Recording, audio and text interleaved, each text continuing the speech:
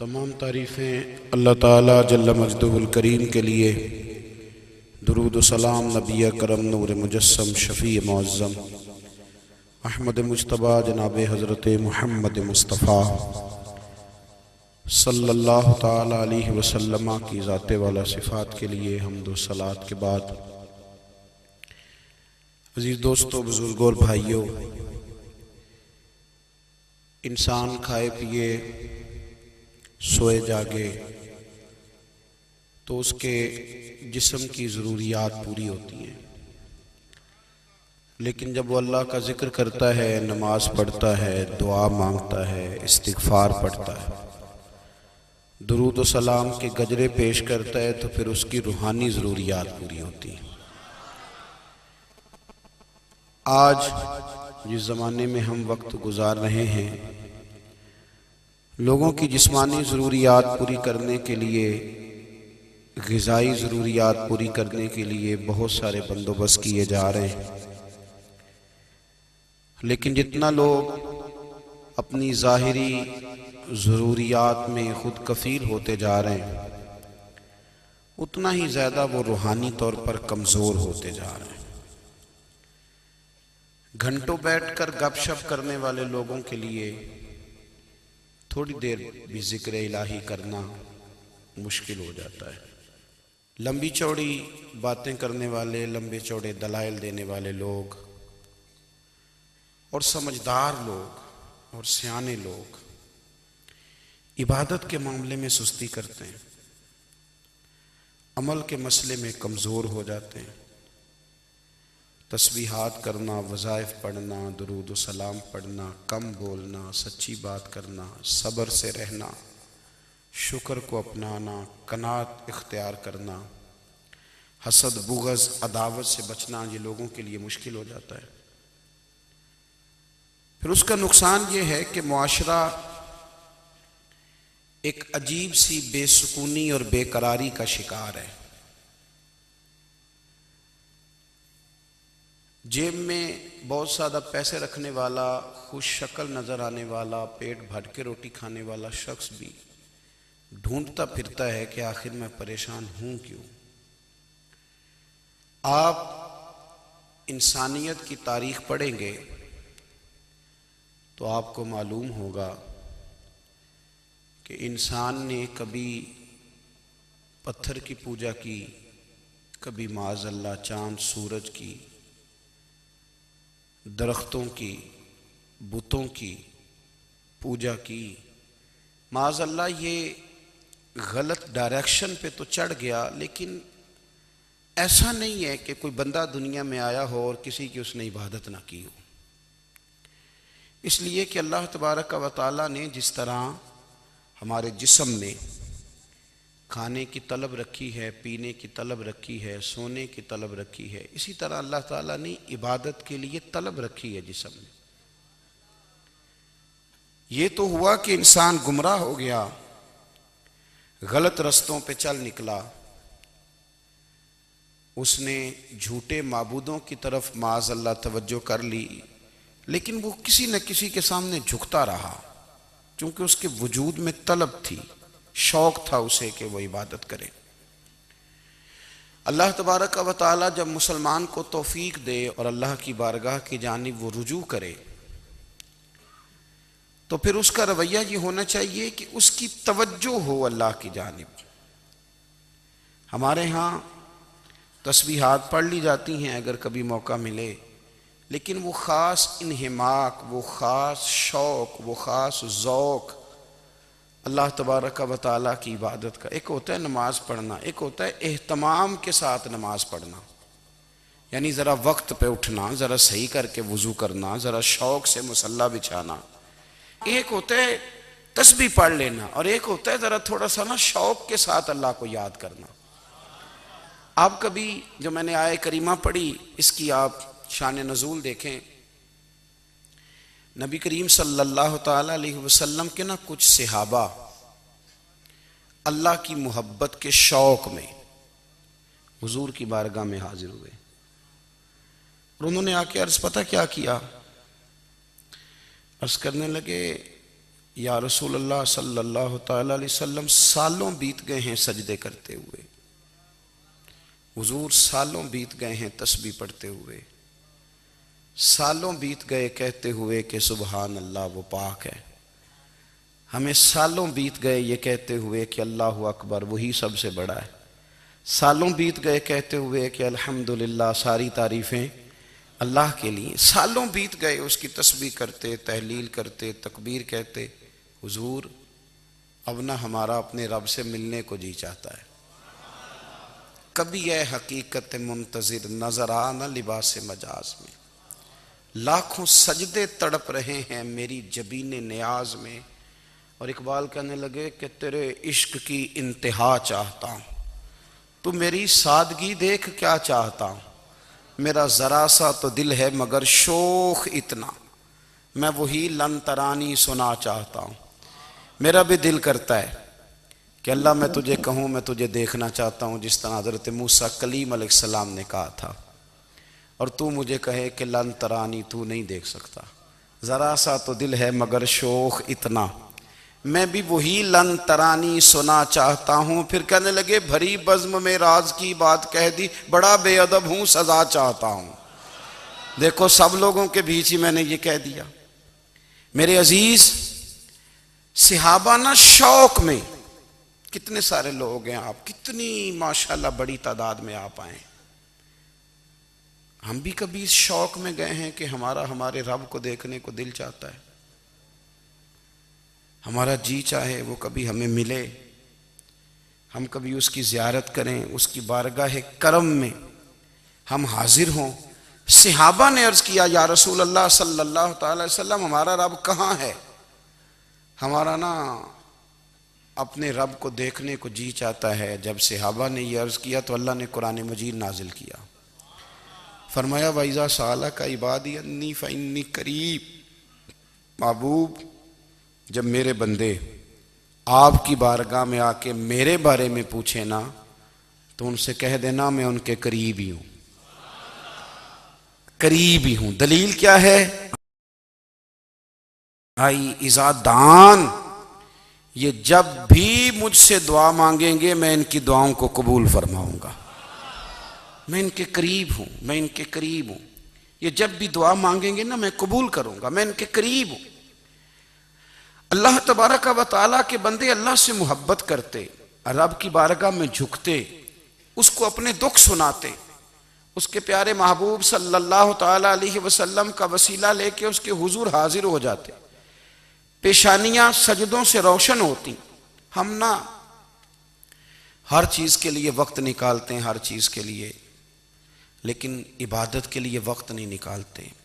ہر شے آباد ہے، ہر شے، ہماری فیس بک بھی آباد ہے، واٹس ایپ بھی آباد ہے، ہمارے ٹویٹر بھی آباد ہیں، ہماری ہر چیز آباد ہے، سب سے کم آباد ہمارا مصلی رہ گیا ہے، سب سے کم۔ وہ لوگ اب ڈھونڈنے سے ملتے ہیں جن کی بغل میں مصلی ہوتا تھا۔ میرے بھائی آپ کتنا کو دنیا کے پیچھے بھاگو گے تھکا دے گی، کتنا دولت کے پیچھے بھاگو گے تھکا دے گی۔ آپ جب اپنی زندگی میں جمع تفریق کرو گے نا تو مرتے وقت احساس ہوگا کہ سارا کچھ تو لوگوں کے لیے کیا، اپنے لیے تو کر ہی کچھ نہیں سکے۔ اور ہم عبادت کے معاملے میں بہانے بازی بھی کرتے ہیں، ہم کہتے ہیں اوہو رزق کمانا بھی تو عبادت ہی ہے نا، تو میں حلال روزی کے لیے جا رہا ہوں یہ بھی تو عبادت ہے نا۔ میری طرح کے لوگ کہہ دیتے ہیں کہ میں سویرے اٹھ کے مدرسے میں کچھ اسباق دیکھتا ہوں تو یہ بھی تو عبادت ہے، میں بیان کرنے کے لیے مطالعہ کرتا ہوں تو یہ بھی تو عبادت ہے نا، اتنے لمبے سفر کر کے ملک میں دنیا میں گھومتا ہوں تو یہ بھی تو میں عبادت ہی کر رہا ہوں۔ اب اسپیشل نفلوں کے لیے وقت کس طرح نکلے، اسپیشل کر کے تسبیح میں کیسے چلاؤں، میں سارا کچھ ہم بہانے بنا لیتے ہیں نا۔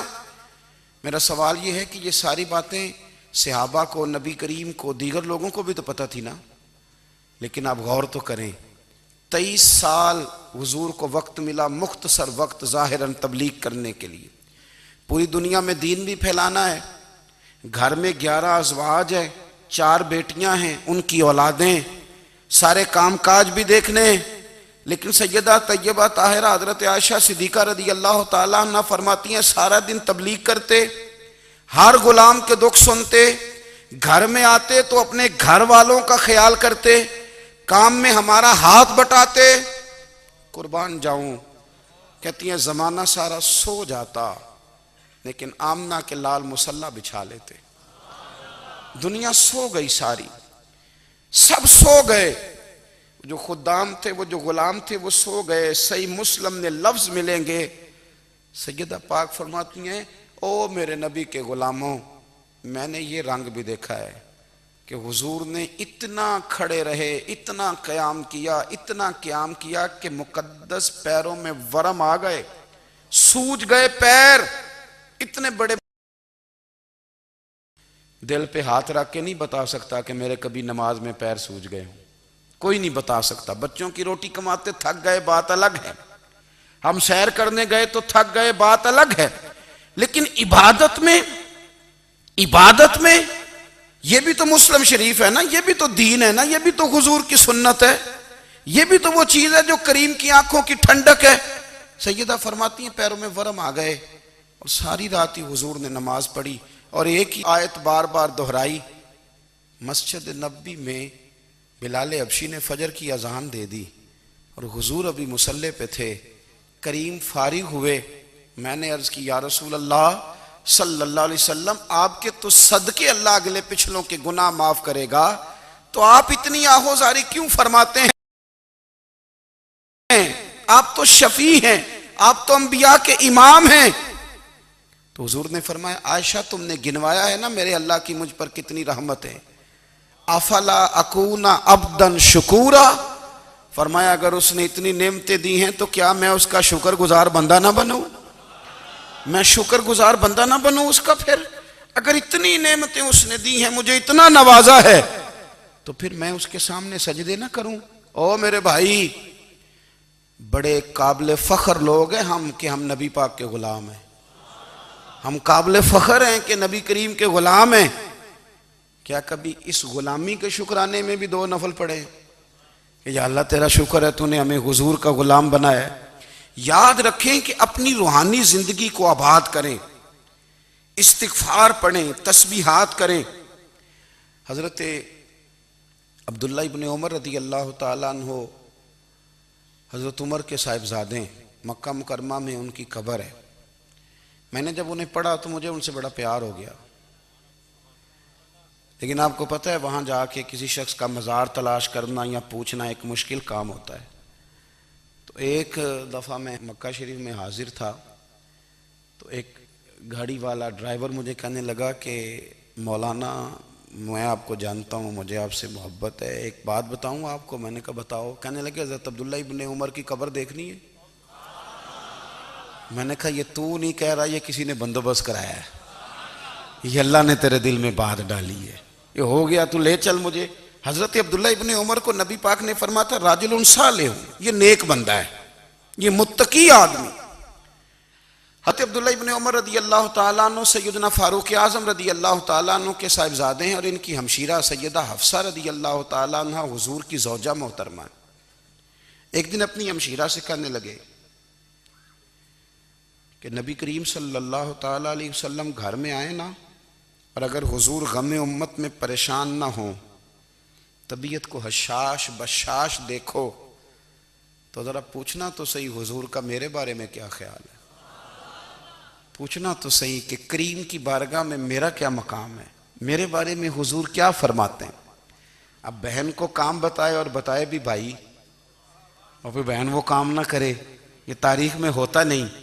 حضرت عمر فاروق رضی اللہ تعالیٰ عنہ کی صاحبزادی ام المومنین رضی اللہ تعالیٰ عنہ فرماتی ہیں کہ میں تو بس منتظر تھی، انہوں نے تو کہا تھا نا کہ اگر تم حشاش بشاش دیکھو تو بات کرنا، لیکن حضور تشریف لائے، میری باری تھی، میرے گھر تشریف لائے، کھانا پیش کیا تو فوراً میں نے عرض کی حضور ایک بات پوچھنی تھی۔ تو حضور نے فرمایا پوچھئے۔